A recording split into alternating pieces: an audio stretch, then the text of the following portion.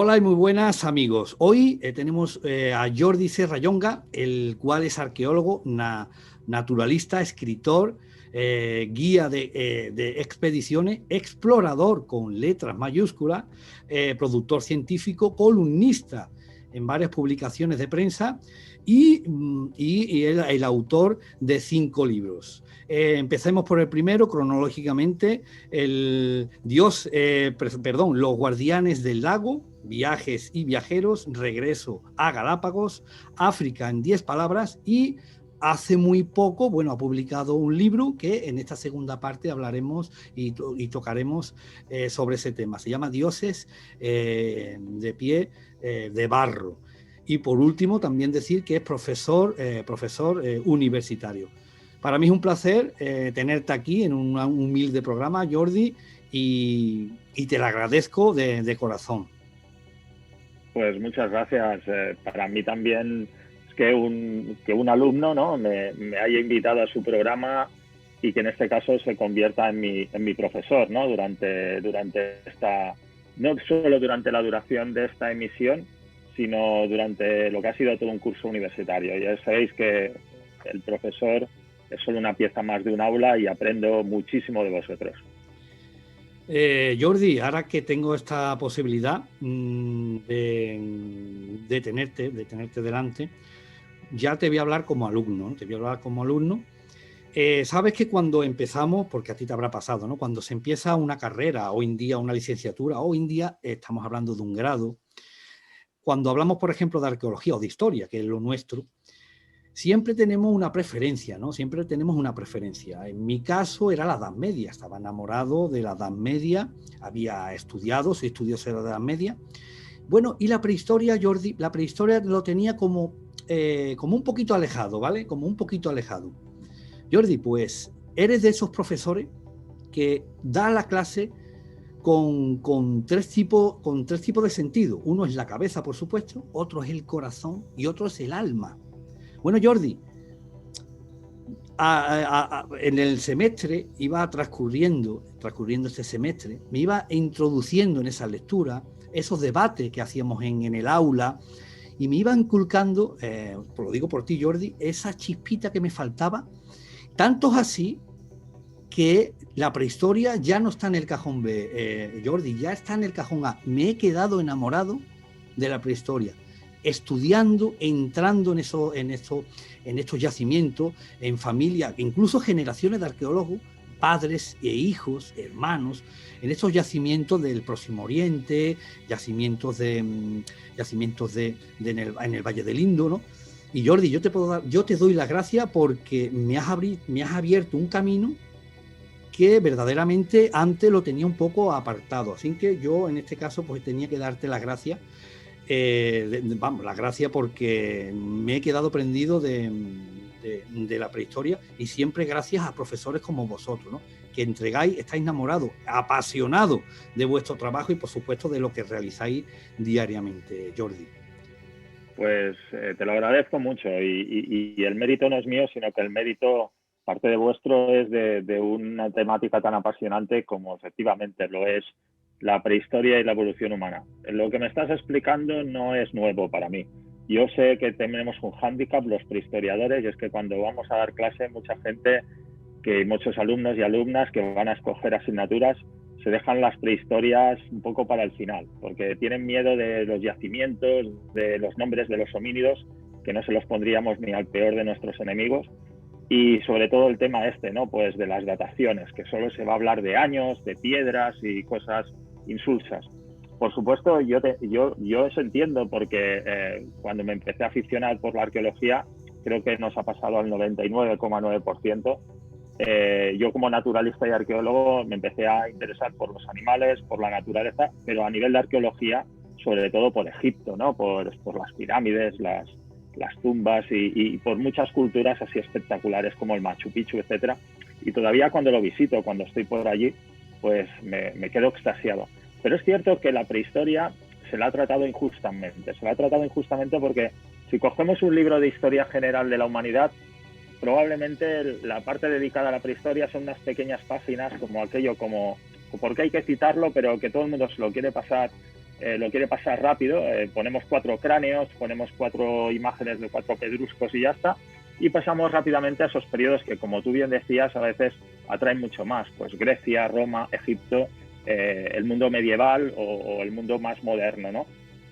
¿Qué ocurre? Porque hay la tendencia de pensar que de la prehistoria no sabemos nada, que como no hay yacimientos espectaculares, que solo son paredes con estratos y donde encontramos pequeñas piedrecitas que excavamos a pincel como si fuéramos dentistas, pues un poco hay la impresión esa de que no sabemos nada de la prehistoria. Y eso es lo contrario, sabemos muchísimo.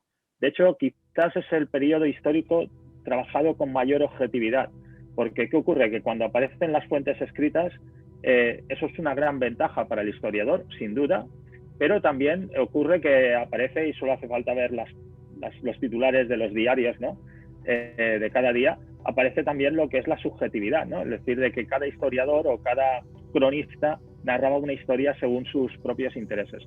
Como la prehistoria no tiene escritura, somos nosotros que tenemos que escribirla.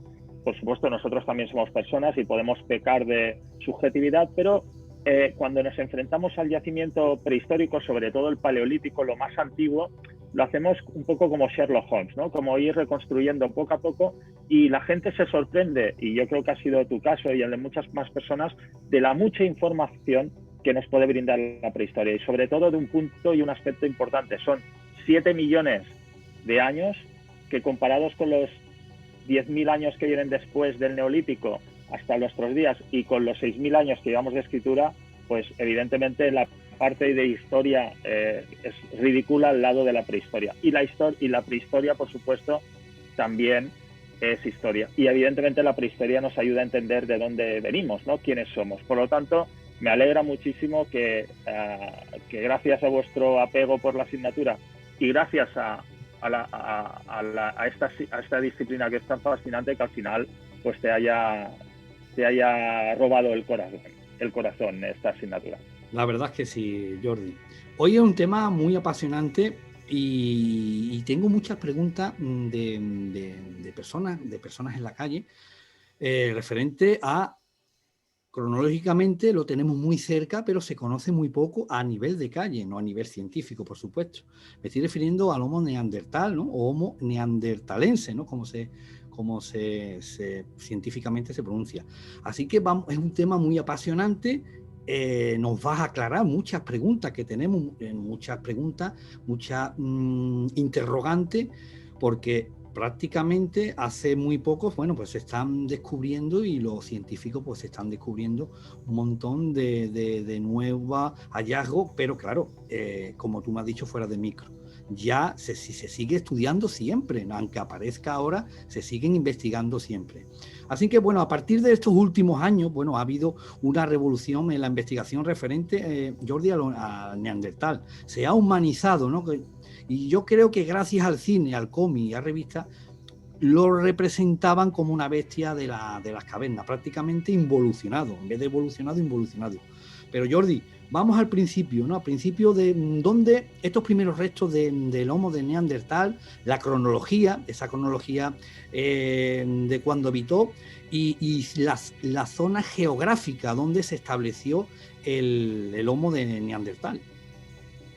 Sí, bien, totalmente de acuerdo contigo. El neandertal durante mucho tiempo ha sido visto como una bestia feroz. De hecho, habían incluso muchos insultos a nivel cotidiano que decían: no seas un trozo de neandertal, o cosas por el estilo, ¿no? De todo esto, por suerte, lo vamos a tener que cambiar. En el cine, como decías, en el cómic, e incluso cuando ya en Dr. Jekyll, Mr. Hyde, el famoso Mr. Hyde, muchos lo imaginaban como pues su mismo autor, ¿no? Stephenson lo imaginaban como un neandertal, ¿no? Que el humano sería el sapiens y la parte bestia del humano sería el neandertal. Y efectivamente este Homo neanderthalensis cada vez lo conocemos mejor, aunque tiene defensores, como es mi caso, desde hace muchos años, aunque ahora esté de moda, muchos lo hemos estado defendiendo desde hace muchas eras atrás. Y en este sentido hemos de decir que es un homínido que podríamos catalogarlo, entre comillas, como un homínido europeo, un made in Europe, ¿no?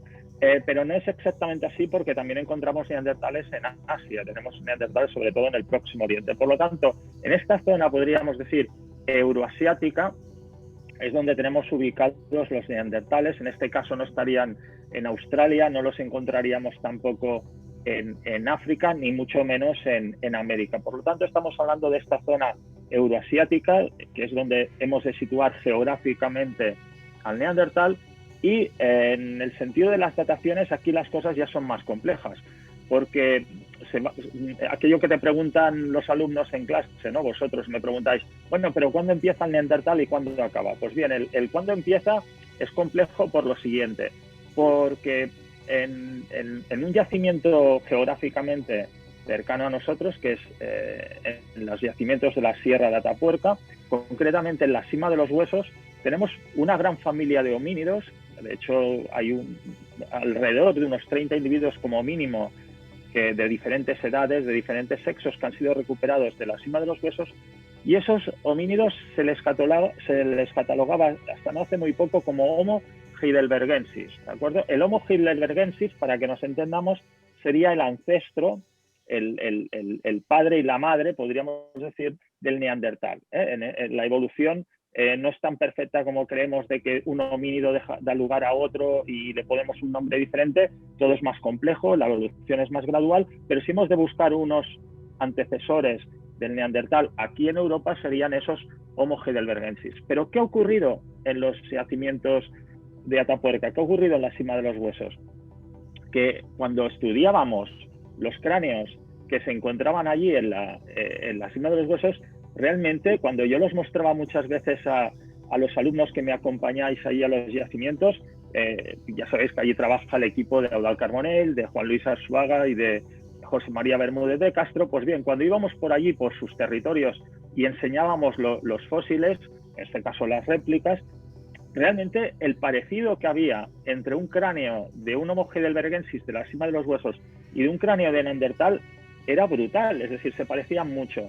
¿Qué ha acabado ocurriendo? Que el equipo de Atapuerca ahora define a los restos de la Sima de los Huesos como pre-neandertales. ¿Qué quiere decir eso? Que no son todavía neandertales propiamente dichos, pero van en el camino hacia los neandertales. Tienen un espacio muy grande retromolar, que es el espacio que hay entre la muela del juicio y la rama mandibular. Tienen un cráneo muy aplanado, es decir, muy platicéfalo, con una forma de balón de rugby en vez de una forma de balón de fútbol, como es el nuestro, y por lo tanto se decir que son individuos muy parecidos. Ahí ¿qué ocurre? Perdona, Jordi. Sí. Perdona, Jordi. Aquí tengo... ¿Tienes algunas fotografías? Sí. Si me deja la tecnología. Muy aquí bien. lo que podemos ver, bueno, es un cráneo de Homo sapiens y un cráneo de Neandertal, ¿no? Entonces, sí. Tus explicaciones, bueno, podemos ver aquí el cráneo de Neandertal y es la explicación que... Sí, incluso te diría que aquí puede haber ocurrido que la fotografía, yo me atrevería a decir que está comprimida, no está estirada del todo, porque si aquí viéramos la fotografía en sus proporciones originales, veríamos todavía mucho más que este cráneo, que es el de la derecha, que pertenece al neandertal, para compararlo con el de la izquierda, que es el Homo sapiens, ese cráneo de neandertal lo veríamos todavía mucho más alargado, mucho más con forma de melón o de pelota de rugby, y en cambio, como veis, el del sapiens es muy alto y de esta manera sería más un balón de fútbol, o en este caso pues una sandía, si hacemos las comparativas estas con frutas. ¿Qué ocurre? Una diferencia enorme que vemos. ¿Por qué es más alto el cráneo de un Homo sapiens? ¿Veis que tiene frente? Nosotros tenemos frente.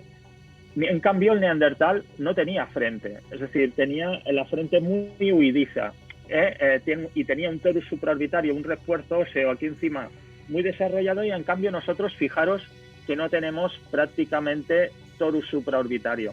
¿Qué ocurre? Evidentemente, hoy iríamos por la calle y lo mismo veríamos a individuos que tienen mucho torus supraorbitario y que tienen poca frente. Cuidado, no estáis ante un neandertal. Dentro de nuestra especie, del Homo sapiens, hay mucha variabilidad genética, ¿no? Y se pueden dar proximidades a anatomías más robustas, pero no estáis viendo jamás un neandertal. Los neandertales, por desgracia, ¿no?, me gustaría tenerlos hoy entre nosotros, se extinguieron. Otra característica muy importante de diferencia entre un sapiens y un neandertal. El sapiens, y eso es lo que nos caracteriza a nosotros como especie a nivel anatómico, es una de las cosas más características nuestras, que es que tenemos barbilla. Veis aquí en el Sapiens que aparece una prominencia en su barbilla, y en cambio el Neandertal, si os fijáis, no tiene barbilla. Por lo tanto, si vais a un museo y os ponen mandíbula de Neandertal y esa mandíbula tiene barbilla, se han equivocado. Es un Homo sapiens lo que hay ahí en la vitrina. Y por supuesto, el cráneo Neandertal era mucho más robusto que el nuestro. Ya tenían poco prognatismo, es decir, tenían la cara poco avanzada. Ya no estamos hablando de esas representaciones que se les daban en los cómics y en los cines de individuos que parecían casi monos. No, no, no. Tienen la cara plana como nosotros, pero ¿qué ocurre? Que una característica que el público, que el espectador y la espectadora se deben de estar dando cuenta es que deben decir, ¿no decían que nosotros somos los que tenemos cerebros más grandes y somos los individuos más inteligentes de toda la evolución humana? Una de las características que ya se ven en esta fotografía y que la veríamos mejor si, ya te digo, la fotografía no estuviese un poco comprimida, es que el Neandertal incluso tenía un cerebro, en cuanto a capacidad encefálica, un cerebro mayor que el nuestro, tenía un volumen cerebral mayor que el nuestro. Sabemos que si nuestra media de capacidad cerebral es de unos 1.450 centímetros cúbicos, una media. Hay individuos con cerebros más pequeños, individuos con cerebros más grandes, y cuidado, eso no implica que seas más o menos inteligente. Va muchas veces en función del tamaño corporal y va muchas veces en función también de variabilidad intraespecífica, la variabilidad dentro de nuestra especie. Podemos ser igual de espabilados, mejores matemáticos o peores, con mayores o menores cerebros. No hay ningún problema en eso. Ahora bien, el Neandertal, su media no era de 1.450 centímetros cúbicos, sino tenemos medias de 1.500 centímetros cúbicos, por lo tanto superiores a la nuestra. Incluso hemos encontrado un Neandertal con cerebros que podían tener 1.600 centímetros cúbicos. Claro, eso, cuando se daba una mala imagen de Neandertal, muchos decían, bien, tiene un cerebro más grande, pero como tiene esta estructura más alargada, como más de forma de rugby, que os decía antes, de pelota de rugby, es porque sus estructuras neurológicas eran diferentes a las nuestras y no era tan inteligente. Cuidado, eso no es así. Sabemos que la estructura, en este caso neurológica de un Neandertal, era muy compleja. Eran individuos muy inteligentes, eran individuos que después ya iremos descubriendo algunos de estos aspectos, nos están sorprendiendo día a día. Por lo tanto, ¿qué ocurre? Que si tenemos en la cima de los huesos preneandertales de 400.000 o 450.000 años, hemos de decir que en torno a los 350.000 años, 300.000 años, podríamos encontrar ya los primeros neandertales, tanto en Europa como en el Próximo Oriente. Estas dataciones van variando en función de dónde ponemos el límite entre lo que es un Homo heidelbergensis, entre lo que es un preneandertal y entre lo que es un neandertal. Claro, esto nos está oyendo ahora la gente y dirá, pues menuda piltrafa de científicos que no se ponen de acuerdo. No, esto es lo apasionante. Lo erróneo era poner etiquetas a estos individuos. Si les llamamos formas de transición, si no sabemos dónde poner la etiqueta entre preneandertal y neandertal, y entre preneandertal y Homo heidelbergensis, eso es genial porque es la demostración de que la evolución gradual existe. Esto es como si tú intentas clasificar botones por formas o colores. Habrá momentos que no sabrás si poner un botón en el grupo de los rojos o en el grupo de los amarillos porque tiene un color entre rojo y amarillo. O tendrá una forma que no es ni redonda ni cuadrada, sino que es un poco aquello poligonal. Por lo tanto, en los fósiles nos pasa lo mismo. Cuando no tenemos un individuo que tiene unas características anatómicas fijas que nos permiten decir, oye, pues mira, esto se repite mucho y ya es una nueva especie, pues tenemos estas formas de transición que son maravillosas. Por lo tanto, ya tenemos enmarcados geográficamente y cronológicamente a estos neandertales. Claro, si me dices, ¿y cuándo desaparecieron? Pues hace muy poco. Antes se decía, bueno, desaparecieron hace mucho tiempo. Los últimos neandertales se calcula que precisamente vivieron en lugares por donde vives tú y en lugares como el Levante peninsular, es decir, que vivieron pequeños grupos de neandertales hasta mucho después de la llegada de los Homo sapiens al Próximo Oriente y a Europa. Por lo tanto, hoy pensamos que tenemos neandertales claramente que sobrevivieron hasta hace poco más de 20.000 años. Jordi, y hay que dejar claro, ¿no?, que como has dicho antes, eran europeos. O sea, antes de estar Homo sapiens en Europa, ya estaba el neandertal asentado en Europa, ¿no, Jordi? Sí, sí, sí, por eso os he dicho un poco la broma de que eran Made in Europe, por supuesto, cuidado. Ahora que está de moda el tema de hablar de pasaportes y de banderas y todo esto, y que si vamos a tener pasaporte para movernos por el mundo con esto de la pandemia, es decir, que aquella gente no sabían si estaban en Europa o estaban en Asia, o si estaban en el Próximo Oriente o estaban en el País Vasco, Cataluña o Andalucía. Es decir, todas estas fronteras las hemos marcado nosotros en esa otra historia, que es la historia pues de las fronteras, de las banderas, etcétera. En aquel momento, lo bonito de la prehistoria es que se movían por donde querían, es decir, no había el territorio de uno u otro. Esto sí cambió con el Neolítico, porque ahí empezamos a producir, empezamos a decir, esto es mío, aquí cultivo yo, estos son mis animales. Pero cuando éramos cazadores-recolectores, y nos pasa todavía cuando estudio cazadores-recolectores en África, como los Hadzabe, no tienen territorio y permiten que todo el mundo se meta en la zona donde están cazando y recolectando, porque el territorio no es de nadie, el territorio es de todos, ¿no? Por lo tanto, sí que es cierto que se movieron, como os decía antes, por Europa, pero también se movieron por esta zona del Próximo Oriente y zonas de Asia, porque realmente su llegada pues es a partir de estos individuos que están saliendo del continente africano. Recordad pues que nuestro origen es África.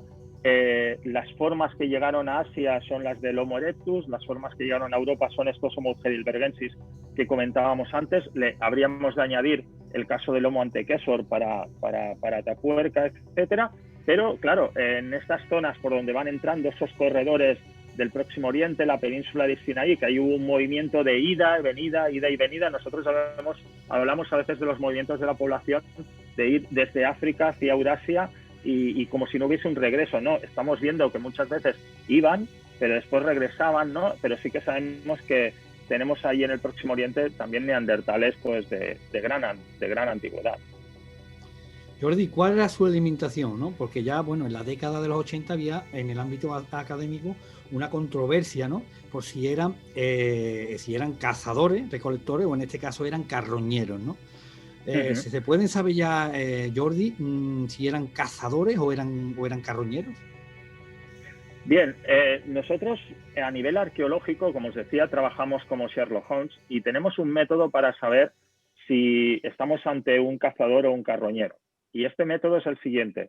Si yo encuentro huesos de animales que se ha comido un león, o se ha comido una hiena, o se ha comido un humano, puedo realizar una serie de estudios de lo que se llama las marcas de dientes y marcas de uso, trazas de uso. Por ejemplo, si yo me encuentro con un hueso de un animal que ha comido un león, voy a ver marcas de dientes de ese león.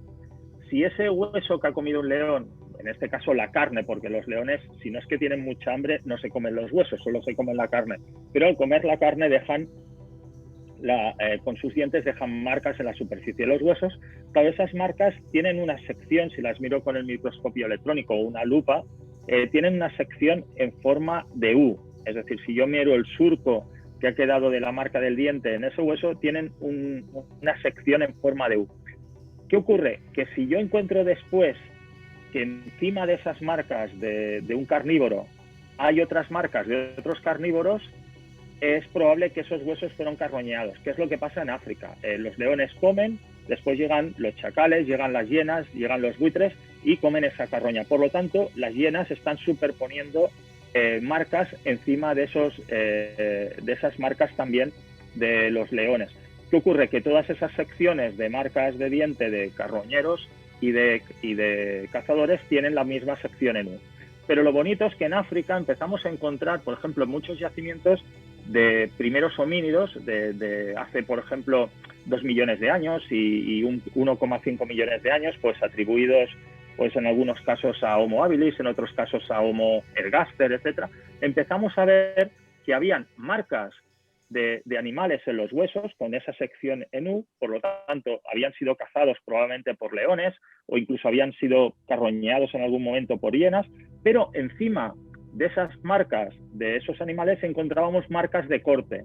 Los homínidos inventaron los cuchillos de piedra para descuartizar a los animales que comían, ¿no? Nosotros no tenemos unos dientes que nos permitan desgarrar, ni tenemos unas garras que permitan abrir, por lo tanto necesitamos herramientas de piedra. Y si yo con mi herramienta de piedra intento sacar los pequeños jirones de piel y de carne que han quedado en un hueso después que haya pasado por ahí un león y una hiena, se quedarán las marcas del cuchillo encima de los dientes anteriores. Por lo tanto, si yo encuentro marcas de corte hechos por herramientas sobre un hueso sin encontrar marcas de animales, querrá decir que con toda probabilidad ese homínido, a no ser que encontrase el animal muerto porque era un elefante o un rinoceronte y lo quiso aprovechar, si yo encuentro solo marcas de corte, querrá decir que lo más probable es que ese homínido ha cazado al animal y lo ha empezado a descuartizar él solito. Si en cambio yo encuentro en algunos yacimientos, nos ha pasado, y en Atapuerca, por ejemplo, y en otros muchos lugares donde encontramos por ejemplo, pues a Homo heidelbergensis o encontramos a preneandertales, pasa también, a veces encontramos marcas de dientes de animales en huesos y encima encontramos las marcas de utensilio. Por lo tanto, podría pasar que incluso los neandertales en algunos lugares carroñeasen. Carroñear, cuidado, no es extraño. Los Hadzabe, con los que convivo allí en Tanzania, carroñean. Se dijo durante mucho tiempo que era imposible carroñear porque no estamos adaptados a comer carroña. Tú y yo seguro que no. Si comemos carroña y si no la hemos servido antes, acabaremos en un hospital o en algo peor. Pero los Hadzabe todavía están adaptados a procesar esa carroña. Es probable que neandertales y homínidos anteriores a los neandertales pudiesen carroñar. Aún así, cuidado. El neandertal vivía en un tipo de clima, vivía en un tipo de paisajes y tenía una potencia física tan enorme, porque de hecho era un atleta. Los neandertales tenían una musculatura súper desarrollada y eso lo vemos en las marcas que dejan las inserciones musculares en los huesos, ¿no? Por lo tanto, era además un individuo muy robusto, muy ancho de cuerpo, eso le permitía resistir bien temperaturas frías, etcétera, y además con el utillaje que tenía, con las herramientas que tenía, es más que probable que fuese un muy eficiente cazador. Es decir, podía carroñear, porque a todo el mundo le gusta el oportunismo. Si has de trabajar menos, mucho mejor, pero seguro que cazaban. Cuidado, lo que pasa es que siempre nos fijamos en la caza. Y a estos individuos les ha pasado como a todos los cazadores recolectores, salvo los inuits que viven en regiones árticas. Eran cazadores, pero también eran recolectores. Y básicamente recolectores. Seguramente el 70% de su dieta era vegetariana, salvo momentos donde los climas eran muy fríos y entonces tenían que sobrevivir más a base de pescado, a base de carne, etcétera. Cuidado, también eran pescadores, eran individuos que lo aprovechaban todo, oportunistas. Jordi, hay que recordar que también poseían el fuego, ¿no? Los neandertales sabían utilizar el fuego, ¿no? Sí. Sabían utilizar el fuego. Incluso podríamos llegar a pensar, yo creo que seguro, que los sabían fabricar, porque una cosa es el control del fuego, que esto quizás ya lo empezaron a controlar homínidos africanos, que no sabían fabricarlo, pero que sí que lo podían aprovechar pues de erupciones volcánicas, de incendios naturales de sabana, de la caída de un rayo que encendía un árbol. Pero los neandertales, por la cantidad de hogares que hemos encontrado neandertales, tenían que saber fabricarlo. Lo que ocurre, porque es muy difícil interpretar cuándo se empieza a fabricar el fuego y no solo a controlarlo. Porque claro, encontrar las cenizas, encontrar los hogares es fácil en el yacimiento. Excavamos tan lentamente, de manera tan meticulosa, que encontramos los lugares donde está allí pues las cenizas, ¿no? Pero ¿qué ocurre? Que normalmente el material que utilizas para fabricar fuego, que son varas de madera, las yescas que utilizas, etcétera, eso es muy difícil que se conserve en el yacimiento. Por lo tanto, es difícil interpretarlo cuándo se empezó a fabricar, pero yo opino que por cuestiones obvias, con la inteligencia que tenían estos individuos, pues tenían que saber fabricarlo. Jordi, en la península ibérica, como has comentado antes, ¿qué yacimientos importantes? Hay muchísimos, pero ¿qué yacimientos prevalecen sobre los demás y que, bueno, y que a los que nos están escuchando y los que están viendo puede incluso llamar la atención y visitar esos sitios si se pueden visitar, ¿no? Sobre todo aquí en la península ibérica. Sí, a ver, me metes en un compromiso porque hay bastantes lugares. Sí que es cierto que a veces para visitar no siempre se pueden visitar todos, pero para no alargarme mucho y a ver, ahora lo mismo podríais pensar que voy a hacer apología de mi tierra, ¿no? Pero ya os he dicho que no soy de los que separa todo por fronteras ni por banderas, pero sí que es cierto que aquí, por ejemplo, en Cataluña tenemos un yacimiento que yo se lo recomiendo a mucha gente porque aparte se ha convertido ahora en un parque arqueológico visitable con unas guías fantásticas, etcétera, que es el de l'Abric Romaní, el abrigo rumaní. El Abric Romaní en Capelladas, muy cerca de Barcelona, es decir, que si os venís por acá, bueno, ya sé que no es el mejor momento ahora, ¿no? Pero con un poco de paciencia, cuando se pueda hacer, simplemente pues llegando a Barcelona y cogiendo un tren que sale de Barcelona y que llega a Capelladas, o en coche o como sea, podéis visitar uno de los lugares más interesantes que hay para reconstruir la vida del Neandertal, porque hay una secuencia estratigráfica muy larga. De hecho, además tuve la gran suerte de excavar allí un tiempo y lo pude hacer pues dirigido por uno de mis maestros, ¿no? He tenido varios maestros y tengo varios maestros en el mundo de la arqueología y de la evolución humana, pero uno de ellos es, pues, además de Josep María Fullola Pericot, pues es Eudald Carbonell, ¿no? Y Eudald Carbonell allí en l'Abric Romaní me enseñó muchísimas cosas. Y recuerdo que el año que empecé a excavar era el primer año que excavaba, además, yo estaba en primero o segundo de universidad y ya estaba realizando excavaciones arqueológicas, y ese año fui con Fullola pues als Colls, que era paleolítico superior, y me fui pues para el paleolítico medio, para Neandertal, el l'Abric Romaní, y nos aparecieron restos. Antes os decía que es muy difícil que se conserven elementos peribles en los yacimientos arqueológicos, y más en los paleolíticos. Por la madera desaparece, la piel desaparece, pero resulta que allí en l'Abric Romaní, debido a las condiciones del lugar, se han encontrado a veces herramientas hechas con madera, que se conservaron porque han quedado carbonizadas. Por lo tanto, una visita a l'Abric Romaní es un viaje por el mundo del Neandertal, precisamente para ver el tema de los fuegos, de cómo se organizaban, de qué herramientas utilizaban para descuartizar sus animales, para preparar las pieles, etcétera. Es decir, que es uno de los yacimientos quizás más emblemáticos aquí en la península para poder entender bien, ¿no?, cómo era la vida del Neandertal. Jordi, Por supuesto, hay otros lugares muy espectaculares. Yo me lo estoy apuntando, yo me lo apunto para visitar, para cuando abran todo esto y ya pasemos todo lo que estamos pasando, pues me lo apunto para visitar, ¿no? Tengo grandes amigos y grandes amigas en Barcelona, y mira, puedo matar, como se suele decir, 2 pájaros de un tiro. Una cosa muy importante también, que fuera de micro lo hemos estado comentando, Jordi, ¿tenían el pensamiento simbólico el Neandertal? ¿Podían incluso realizar esas pinturas rupestres que siempre se le ha achacado al Homo sapiens, ¿no? Y que, bueno, sí, la cultura popular, como hemos dicho antes, hace que sea la típica bestia, ¿no?, deshumanizada, el Neandertal de las cavernas, ¿no? ¿Hay nuevos datos sobre este pensamiento simbólico del Neandertal? Muchísimos. De hecho, ya te digo que éramos muchos los que defendíamos que el Neandertal era un individuo muy inteligente y para nada tonto, como nos lo pintaban a veces en los libros, en los documentales. Y es cierto que a medida que ha ido pasando el tiempo, pues el registro arqueológico ha dado la razón en ello, y también el registro paleoantropológico. Pero, por ejemplo, cuando decimos capacidad simbólica, capacidad de autorreconocimiento, es que los chimpancés, los gorilas, los orangutanes, los elefantes, los delfines se reconocen ante el espejo. Por lo tanto, si se reconocen ante el espejo, son capaces de decir, ese que está ahí soy yo. Y si eres capaz de reconocerte a ti, eres capaz de reconocer a los demás. Por eso no nos tendría que extrañar que los elefantes, cuando muere un individuo, sean de los animales que tienen un comportamiento ante la muerte súper complejo. A veces podríamos decir que equiparable al nuestro. Es decir, realmente el comportamiento de un elefante cuando un individuo, un familiar, un amigo muere es espeluznantemente, entre comillas, humano, ¿no? O podríamos decir que el nuestro, cuando una persona por desgracia muere, podría parecerse mucho al de un elefante.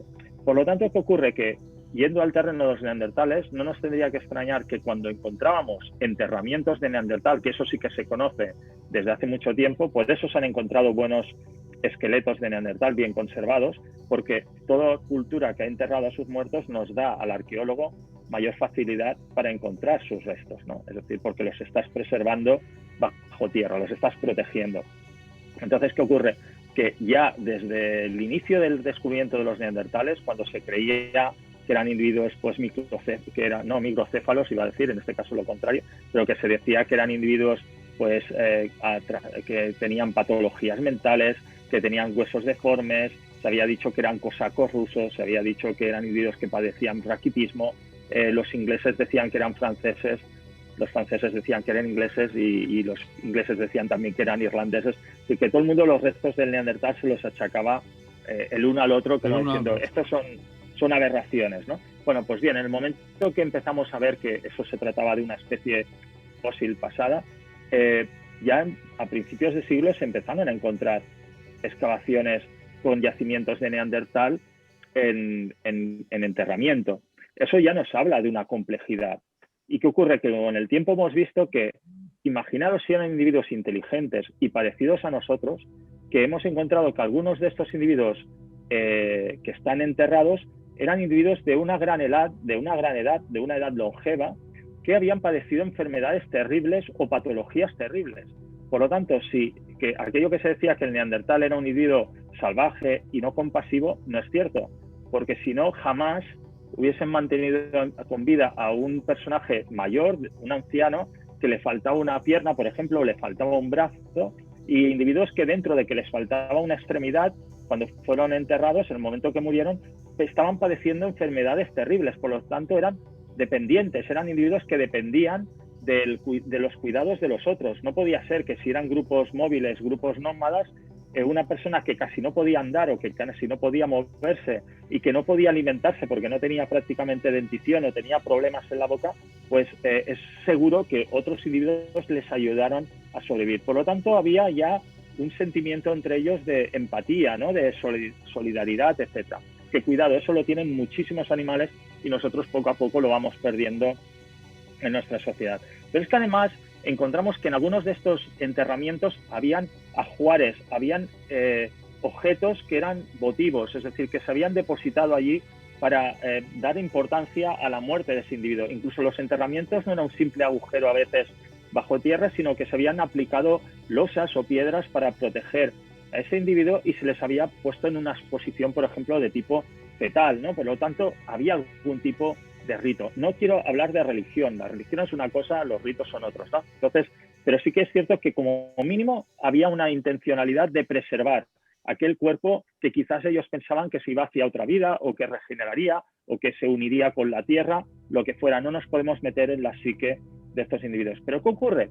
Que hemos encontrado en algunas cuevas fósiles y minerales de colores vivos o de formas bonitas, que son los mismos fósiles y minerales que nosotros coleccionaríamos cuando vamos andando por la montaña o una playa, encontramos conchas, encontramos cristales pulidos y nos los llevamos a casa desde muy pequeños. Eso lo hemos visto también entre neandertales. ¿Por qué lo hacían? Pues seguramente por la sencilla razón que les gustaba.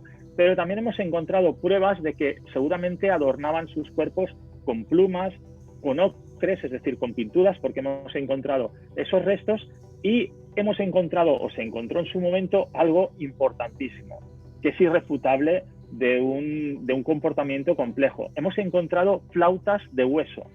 Por lo tanto, practicaban música, hacían música, flautas de hueso ya en época neandertal.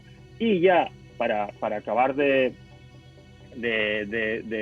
cerrar el meollo, resulta que antes me preguntabas por yacimientos, ya sabéis que en Nerja hay unos yacimientos fantásticos, ¿no? De prehistóricos aquí en Andalucía, y además en ellos hay pinturas rupestres. También tenemos pinturas rupestres, como sabéis, en Altamira, allí en Francia, en Lascaux. Pues bien, ¿qué ocurre? Que en las pinturas más antiguas que aparecen en muchos de estos lugares, que creíamos que solo habían sido pintadas, pues estos santuarios eran pinturas de Homo sapiens, se decía que el Homo sapiens con su aparición sería el responsable de la aparición de lo que a mí no me gusta llamar arte prehistórico, sino que me gusta llamar más manifestaciones simbólicas, etcétera. Se decía, Homo sapiens es la prueba de que aparece esto. Pues bien, ahora hemos encontrado que en dataciones donde no había Homo sapiens en la península ibérica o donde no había Homo sapiens en Francia, encontramos pinturas rupestres. Por lo tanto, es más que probable que algunas de las pinturas rupestres en estas cuevas fueran en mano del neandertal y no del Homo sapiens. Jordi, entonces, hace poco Hace poco, estamos hablando en marzo, bueno, pues ha salido publicada en multitud de revistas científicas que ya lo que le faltaba al neandertal es poder hablar, ¿no? La fonética, ¿no? ¿Qué nos puedes comentar sobre estas últimas noticias que son calentitas, ¿no? Sobre estos estudios del cráneo y que posiblemente podían hablar. Bien, toda noticia nueva es bien recibida. ¿Por qué? Porque nosotros tenemos un puzzle hecho de la evolución humana que es el marco exterior, y ahora lo que estamos haciendo es ir rellenando piececitas. Y dentro de esas piececitas, que son los homínidos que nos han precedido, resulta que cada vez queremos saber más qué hacían, si hablaban, si cazaban, si reían, si saltaban, si jugaban, cosas de este estilo. ¿Qué ocurre? Que en el tema del habla tenemos un hándicap, los arqueólogos y los paleontólogos, y es que el habla no se fosiliza. No hay fósiles de habla, porque se fosiliza como lo estamos haciendo nosotros, cuando podemos grabar imagen y podemos grabar sonido. Pero antes de eso es imposible. Incluso nuestros bisabuelos y tal, si no se grabaron jamás la voz, la hemos perdido para siempre. Si no grabaron jamás una película, la hemos perdido para siempre. Por lo tanto, de esas épocas nos ocurre eso.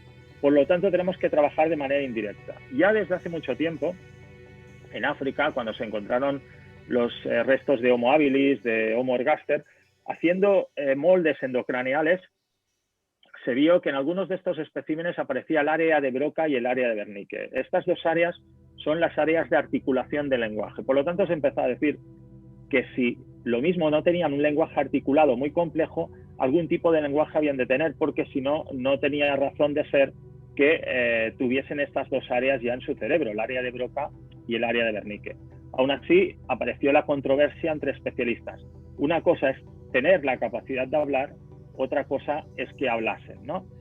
Como no se graba, como no tenemos grabaciones de aquella época, pues no se podía afirmar con rotundidad. Aún así, yo soy de los que piensa que Homo ergaster, por ejemplo, en África, que era un homínido que a partir de 1.800.000 años empezó a conquistar las sabanas y empezó a cazar de una manera muy efectiva, es más que probable que para sobrevivir en un ambiente como aquel desarrollasen un lenguaje articulado, ¿de acuerdo?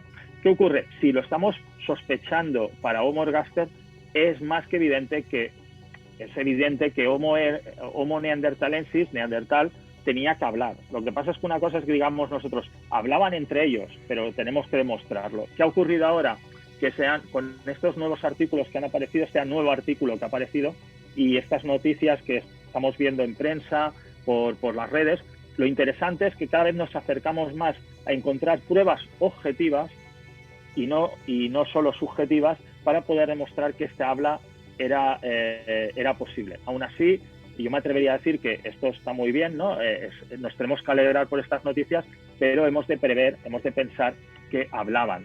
Ahora que tengamos más datos empíricos para demostrarlo, genial, pero tenían que hablar. Y yo creo que hablaban incluso igual o mejor que, bueno, mejor no, pero igual que los Homo sapiens, ¿no? Es decir, no me sorprendería para nada que tuviese una capacidad de desarrollar un lenguaje articulado tan complejo como el del Homo sapiens. Y cuidado, esos primeros lenguajes se podrían parecer mucho a los que hablan hoy los pueblos africanos de tipo coisánido en el África Austral y en el África Oriental. Los Sachave con los que convivo hablan con clics y chasquidos, ¿no? Es decir, que sabemos hoy por lo que sería hacer un árbol genealógico de 2 lenguas, que hablan la lengua más antigua que tenemos en el planeta. Ellos son tan contemporáneos como nosotros, tan inteligentes como nosotros, estos Sachave, pero tienen la lengua de la que han procedido todas las demás lenguas. Por lo tanto, estos neandertales seguramente tenían una lengua, pues quizás de clics, de chasquidos o cosas parecidas.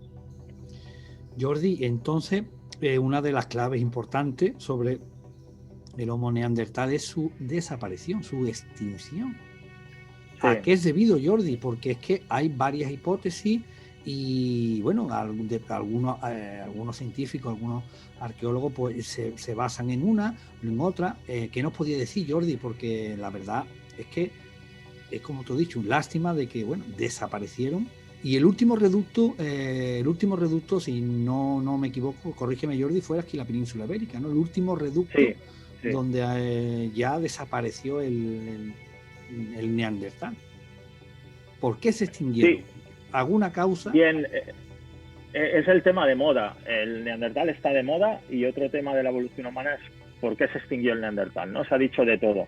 Pero sí que es cierto que yo recuerdo que cuando empecé a estudiar la carrera y ya me fui por estos campos de la evolución humana, porque ya era un sueño que tenía de infancia, recuerdo que la primera conferencia a la que asistí pública fue sobre el tema de la extinción de los neandertales. Y yo recuerdo que allí el profesor que estaba dando la charla, el experto, planteaba la hipótesis de que la extinción sin duda había sido que el encuentro fatal entre neandertales y sapiens hizo que entrasen en una serie de conflictos bélicos donde el sapiens, con una mayor inteligencia, como se creía entonces, y con una mayor capacidad de armamentística, porque se decía que las herramientas líticas del sapiens eran más efectivas que la de los neandertales, lo cual hoy no estamos de acuerdo. Tenemos herramientas de neandertales que son súper desarrolladas y que transmitieron a nivel cultural a sapiens, y tenemos herramientas de sapiens que se transmitieron culturalmente a neandertales, ¿no? Lo cual quiere decir que hubo una convivencia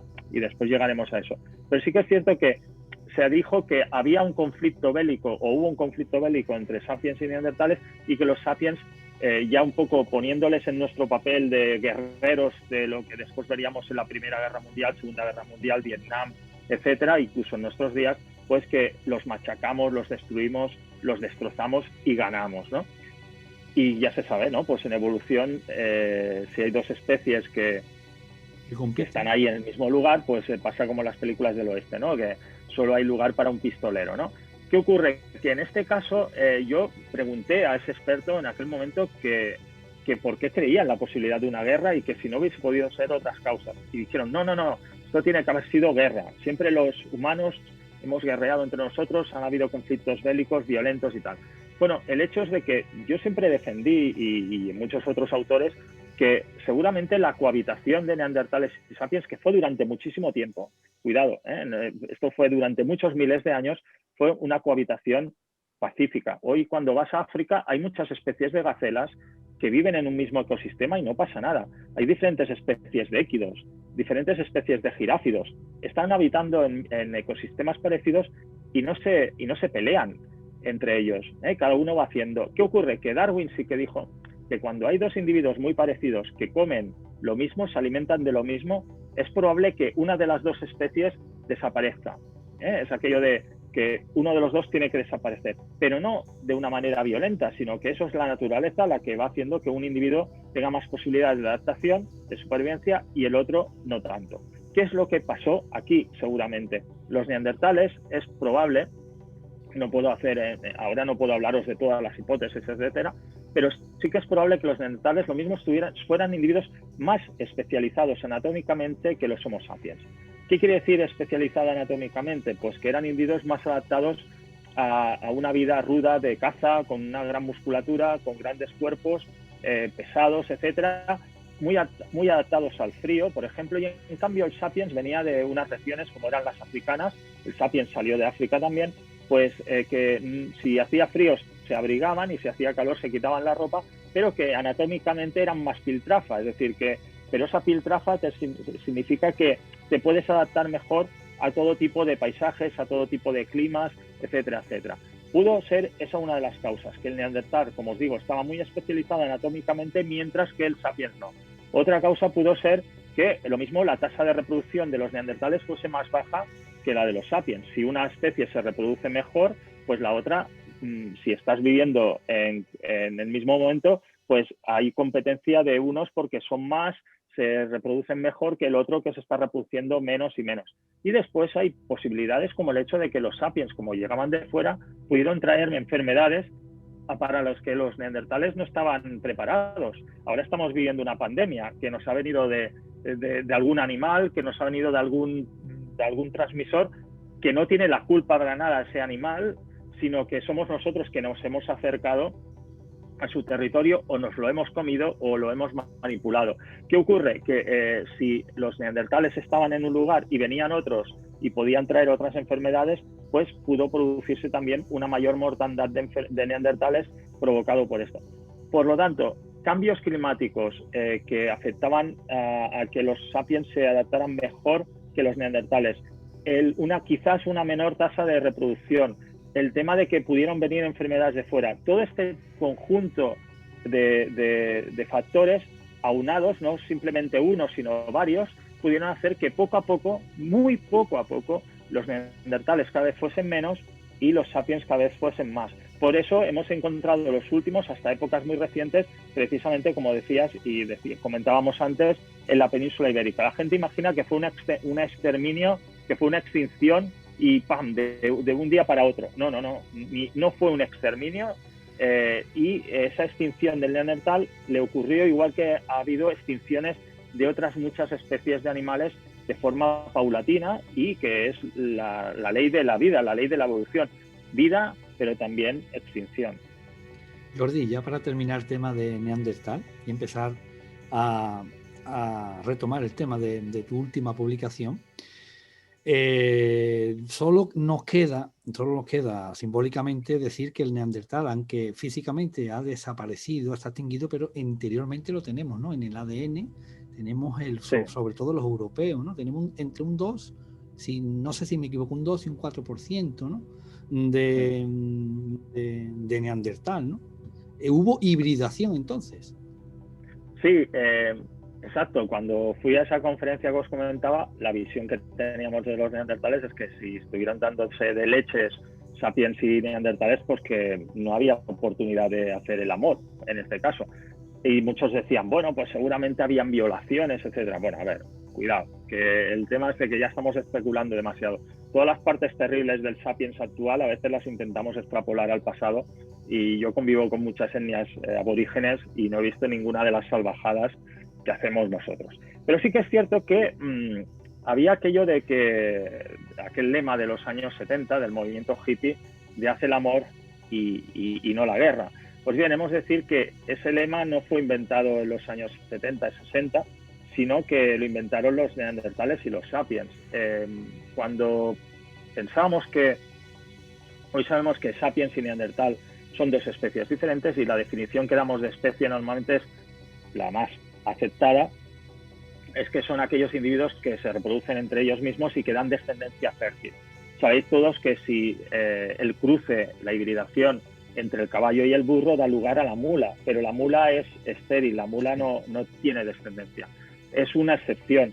Y sí que es cierto que existen algunas excepciones también en la naturaleza, por ejemplo en pájaros, en las Islas Galápagos, dos pinzones hembra-macho de especies diferentes son tan cercanas genéticamente que, aun siendo de especies diferentes, pueden dar lugar a descendencia y que esta descendencia sea fértil. Por lo tanto, la definición de especie a nivel de biología nos funciona muy bien, pero hay veces que hay excepciones. Eso es lo bonito de la naturaleza.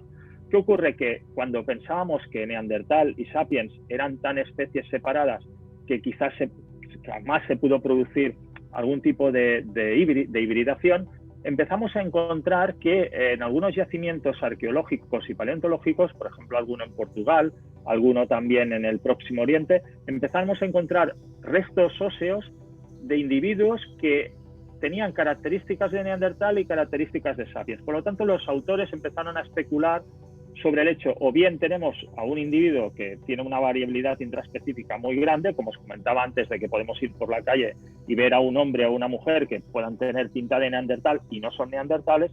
Pues bien, ¿qué ocurre? Que se dijo, bueno, pueden ser excepciones, pero otros autores empezamos a apuntar la idea de que quizás eran híbridos de Sapiens y Neandertal, y quizás híbridos que no fueron fértiles, ¿no? Pues aquello que un Neandertal y un Sapiens tuvieron una relación, apareció una cría y esa cría tiene características de los dos a nivel anatómico, pero no dio lugar a nada más porque, como el caso de la mula, sería estéril. Pero ¿qué ocurre? Que cuando empezó a avanzar el ADN fósil, las técnicas en ADN fósil, empezamos a ver que realmente empezamos a recuperar ADN fósil de neandertales. Y cuando lo empezamos a comparar con nuestro ADN, que sabéis que está publicado desde hace bastantes ya años, el mapa genético del Homo sapiens, empezamos a ver que, ostras, que teníamos genes de neandertal.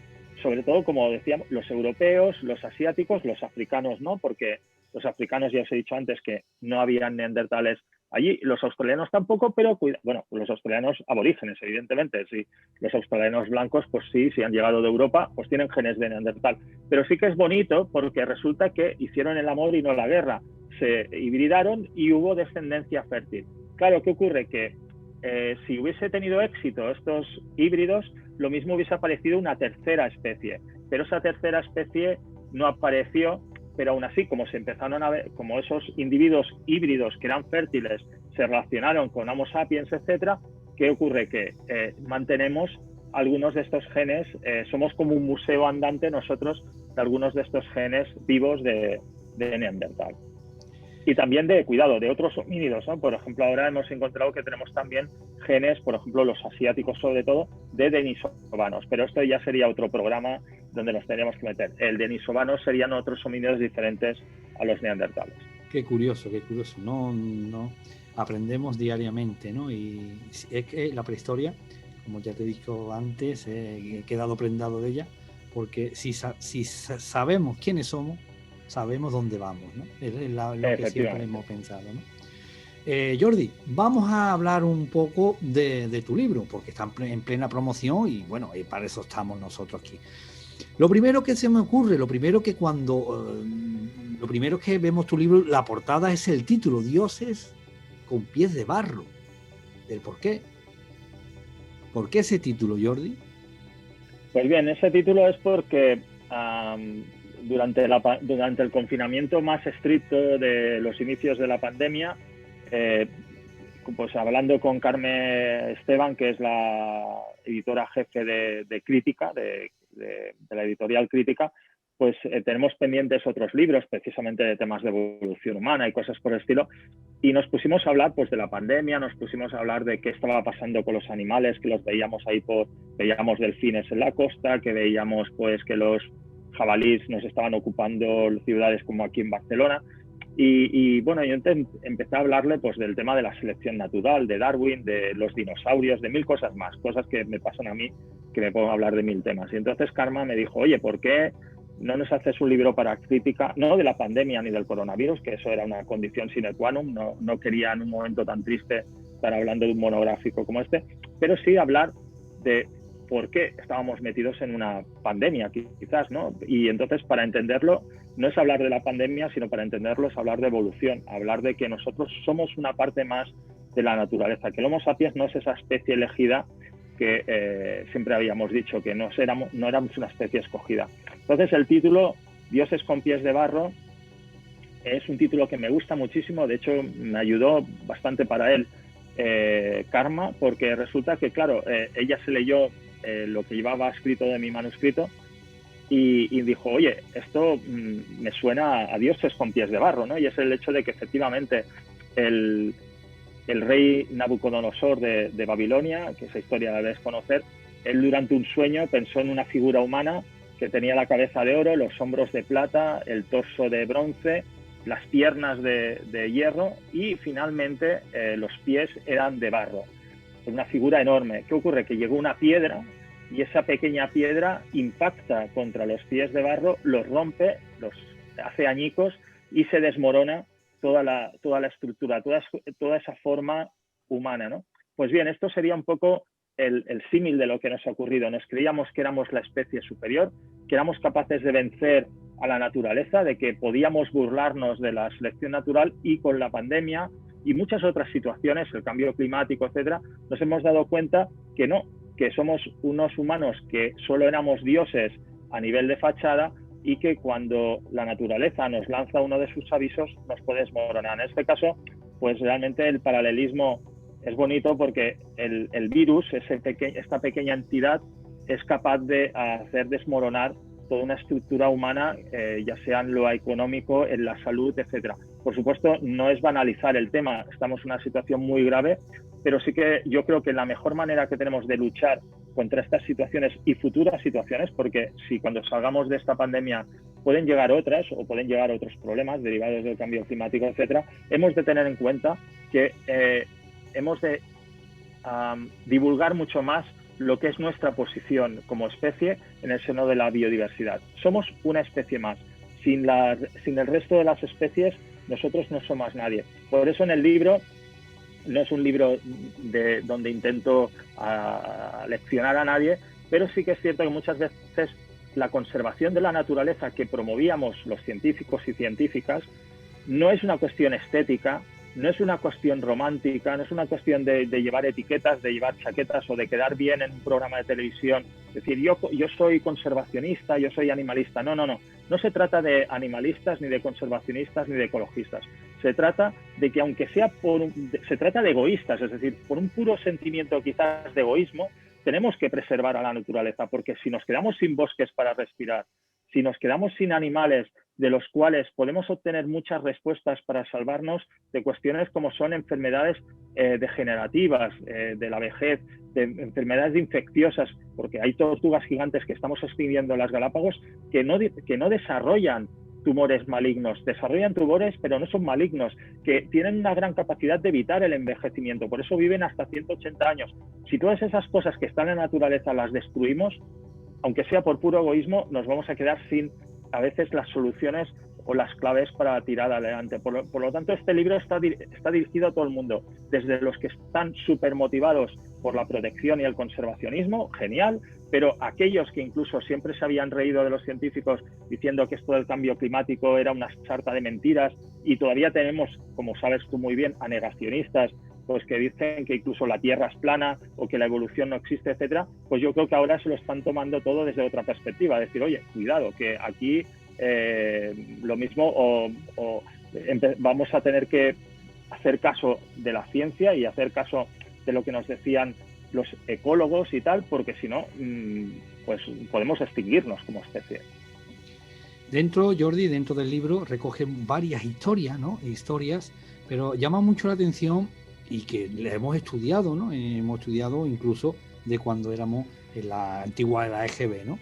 ¿Qué pasa con la mar y la jirafa, ¿no? Que siempre hemos dicho que bueno, siempre la mar estaba a la sombra de Darwin, ¿no? Porque, bueno, siempre Darwin pues se llevó el mérito, aunque él, si lo pensamos bien y lo hemos estudiado, ya la teoría de Darwin ya había otro que a la vez que él, ¿no? La sacó, ¿no? ¿Qué pasa con esa historia de la jirafa y la mar, Jordi? Sí, bien, de hecho, algunos de los lectores y ya han acabado de leer Dioses con pies de barro, unas cosas que me ha hecho contento es que he cumplido un objetivo que tenía, y es que hay una primera parte del libro donde hago un repaso, como tú ya habrás visto, hago un repaso de todos aquellos héroes y heroínas que intentaron hacer que viéramos el mundo como un mundo natural, donde el ser humano no se viera de esta manera tan importante, como si nos viéramos siempre como dioses y como personajes que estamos por encima de todo, sino que ya desde hace siglos atrás hubo personajes como, por ejemplo, una mujer. Hoy que estamos, bueno, esto se va a emitir otro día, ¿no? Perdona, pero el momento que estamos grabando esto es el Día Internacional de la Mujer. Pues bien, hubo una mujer a la cual idolatro, que es Hipatia, ¿no?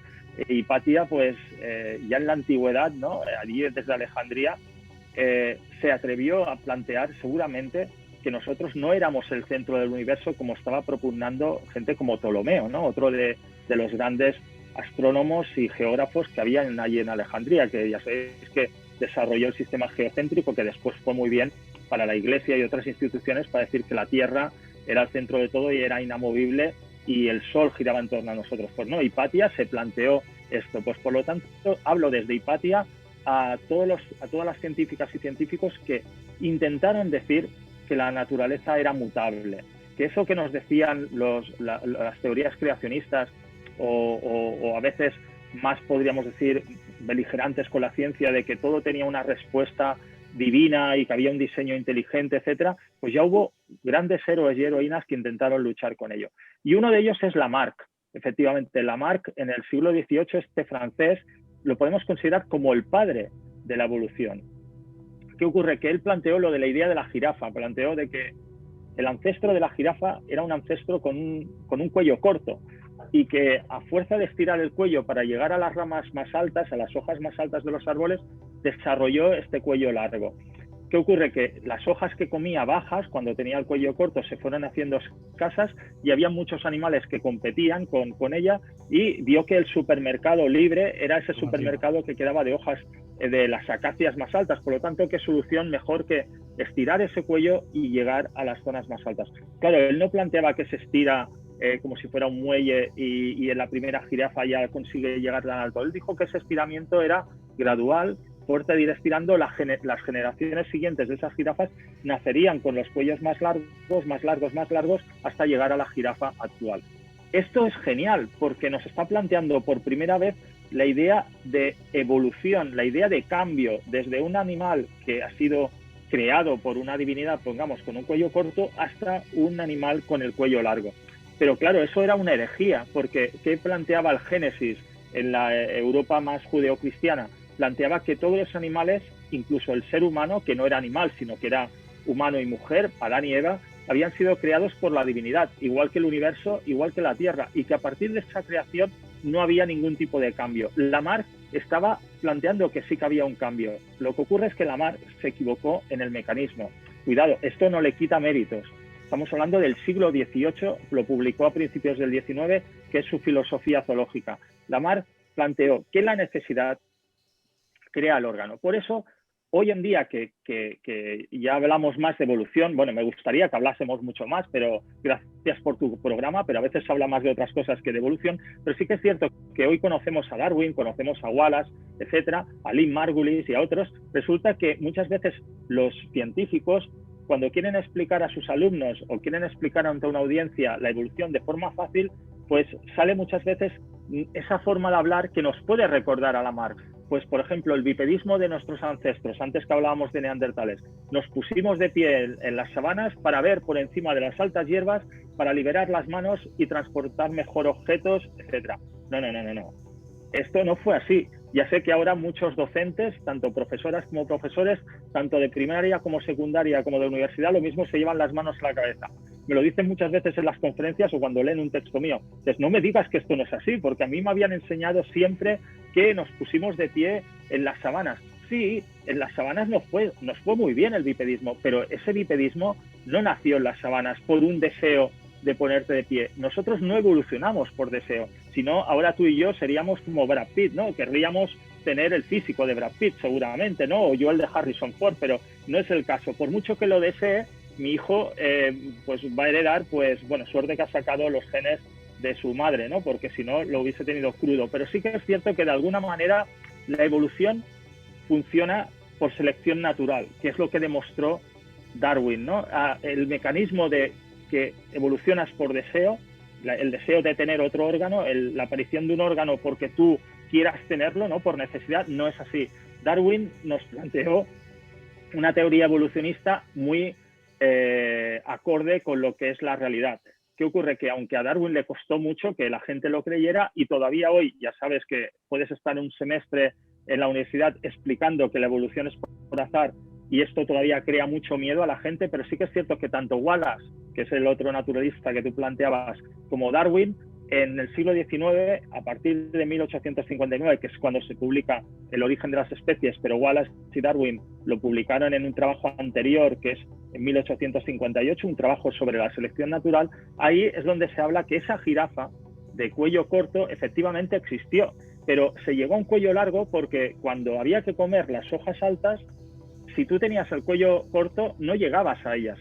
Pero ¿y si algún individuo por azar, o debido a una mutación, aparecía con el cuello más largo? Pues bien, que ese individuo de cuello largo que había aparecido por azar, la naturaleza lo seleccionaba positivamente, mientras que eliminaba a los individuos que no tenían el cuello apropiado. Por lo tanto, la naturaleza va cribando. Es la naturaleza la que dice, tú estás bien adaptado, tú no estás bien adaptado, y de esta manera hemos llegado de jirafas de cuello corto a jirafas de cuello largo. E incluso te diré más, es por esto, aunque la gente no se lo crea, muchas veces cuando lo dices, que nosotros hemos evolucionado de unas pequeñas células, que hemos evolucionado de unos pequeños peces vertebrados y hemos evolucionado de unos primates que tenían el tamaño de una musaraña. Todo ello por azar. Es muy probable que hoy no estuviésemos tú y yo aquí hablando, y que si no se hubiesen producido una serie de cambios climáticos, etcétera, todavía estuviésemos en las selvas viviendo como una especie de chimpancés o de gorilas y no pasaría nada. Pero ¿qué ocurre? Que se produjeron una serie de cambios climáticos en África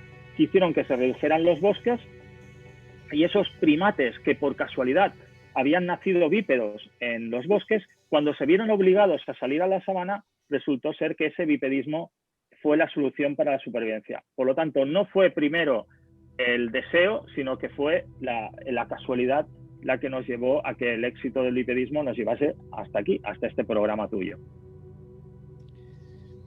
Jordi, ya para finalizar, ¿cómo pueden ponerse en contacto contigo, adquirir el libro, si hay algún método de ventas?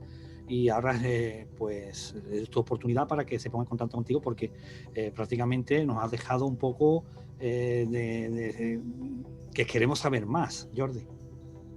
Pues bien, por suerte es un libro editado por Crítica y es fácil de encontrar.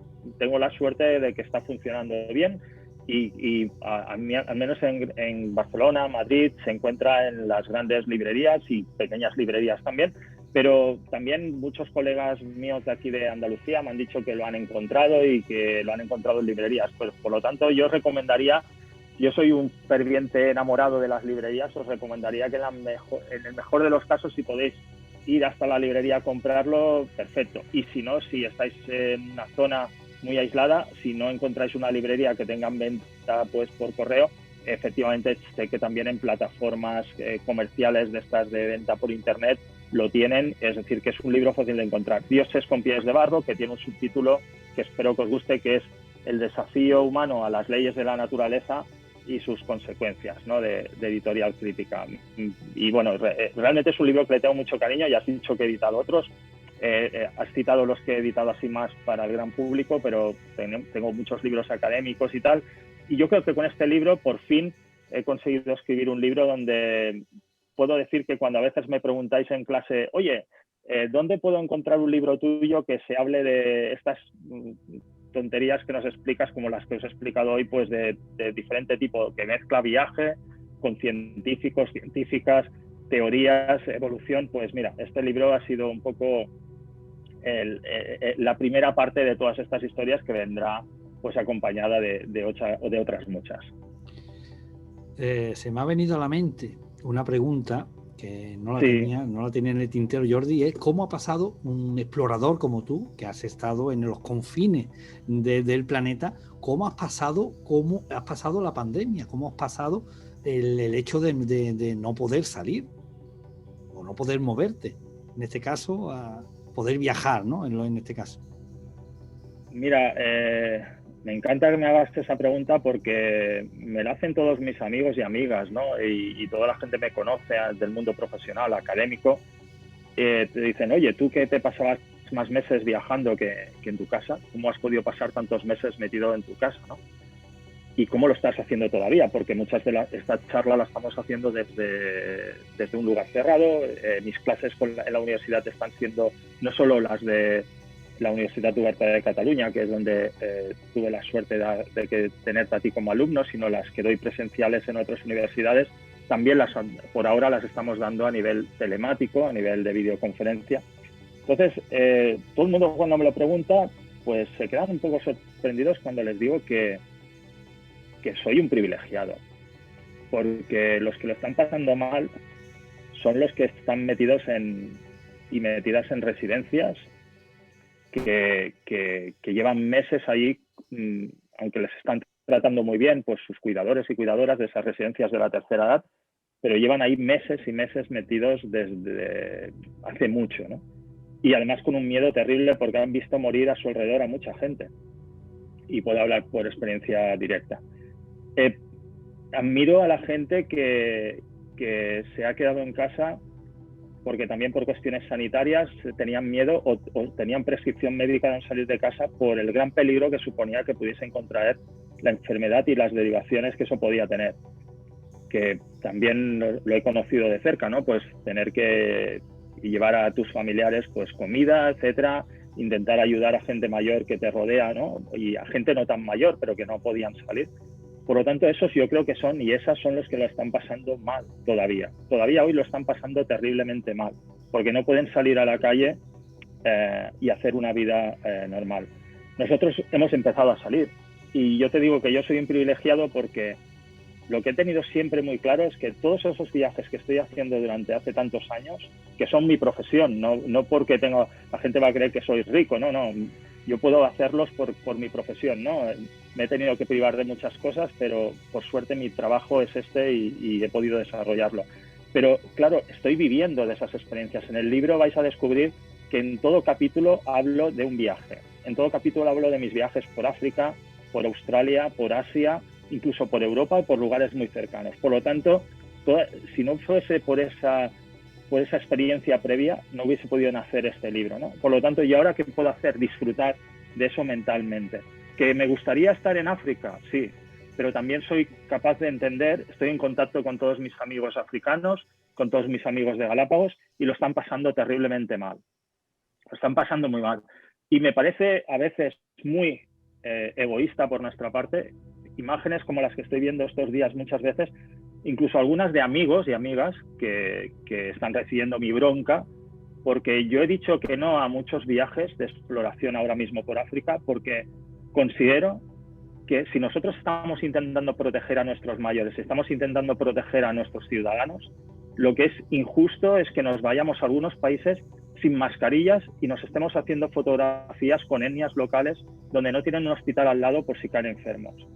Que nos estemos haciendo fotos tipo selfie con gorilas, con chimpancés, sin mascarillas, cuando les podemos transmitir esta enfermedad a estos animales. Y no solo podemos acabar con estos animales, sino podemos acabar con el modo de vida de muchas poblaciones de allí, que solo les queda una riqueza, que es que había el turismo de tipo científico, el turismo de tipo ecológico, ¿no? El turismo de naturaleza, que era ir a ver gorilas, chimpancés, etc.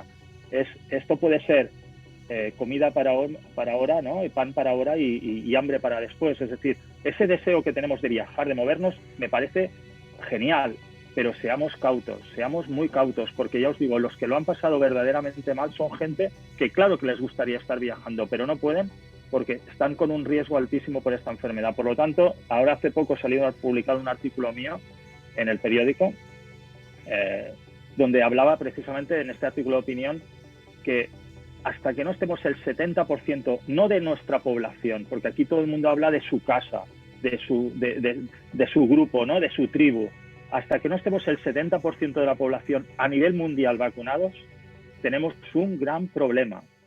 Las grandes pandemias del pasado las vencimos porque se extendieron el uso de ciertas vacunas y de ciertos medicamentos. Si nosotros ahora creemos que solo por estar vacunados nosotros de un barrio determinado, de una ciudad determinada, o de una comunidad determinada, o de un país determinado, se va a acabar el problema, no es así.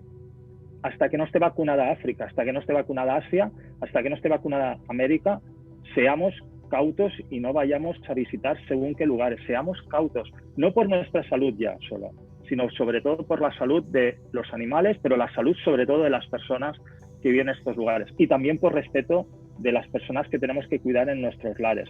Si nosotros nos vamos a un país donde no nos están pidiendo ni una PCR para entrar y les dejamos nuestro virus allí y encima nosotros volvemos con ese virus porque lo hayamos contraído allí o porque lo llevemos todavía encima y lo empezamos a trasladar a nuestros vecinos de aquí, estamos cometiendo una aberración absoluta.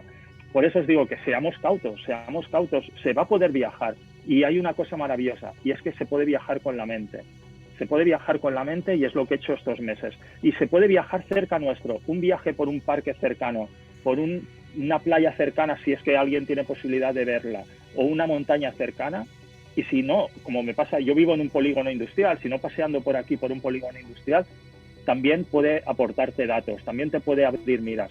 Y los libros están para eso también. Los libros, yo creo que no es extraño que uno de los pocos sectores que se ha mantenido un poco durante este tiempo haya sido el de las librerías y de los libros. Por supuesto que lo han pasado mal, pero por fin hemos regresado otra vez al mundo de los libros, porque a través de los libros podemos viajar. Nos lo demostró Jules Verne, Emilio Salgari y muchos otros, ¿no? Por lo tanto, yo os digo, aquí detrás mío está mi método de supervivencia de estos días, ¿no? De pensar en la gente que quiero y de lo que me permite viajar los libros y dar las clases con vosotros, que eso es el viaje ya más maravilloso que puede tener cualquier persona que se dedica a la ciencia, que es lo que yo observo poderlo transmitir sin guardármelo para mí, poderlo transmitir a los que nos escucháis, pero a personas como tú que habéis sido alumnos y alumnas fantásticos. Jordi Serrallonga, gracias. Jordi Serrallonga, ha sido un placer, un honor tenerte aquí y espero tenerte más adelante hablando de estos temas tan apasionantes como es la prehistoria y que mucha gente no conoce. Así que ha sido un honor y un placer tenerte aquí, Jordi. Muchas gracias. Sobre todo, cuidaros mucho y mucho éxito con el programa. Muchas gracias.